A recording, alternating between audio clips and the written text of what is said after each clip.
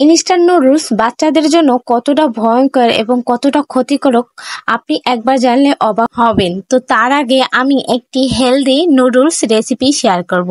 তো এখানে নিয়েছি আমি নর্মাল নুডলস আর নিয়েছি একটা ডিম।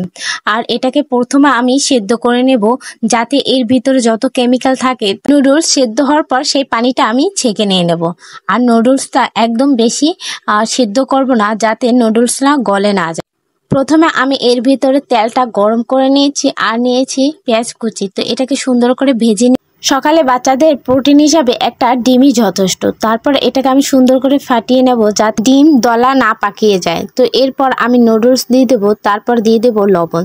আর নুডলসে থাকা টেস্টিং সল্টে থাকে উচ্চ হারে সোডিয়াম, যা বাচ্চাদের হৃৎপিণ্ড বা উচ্চ রক্তচাপ বাড়ায়। তো সেহেতু এই ধরনের ভুল কখনোই করবেন না। আর রেসিপিটি ভালো লাগলে লাইক, কমেন্ট, শেয়ার করবেন এবং বাচ্চাকে নিজ হাতে খেতে দিবেন অবশ্যই।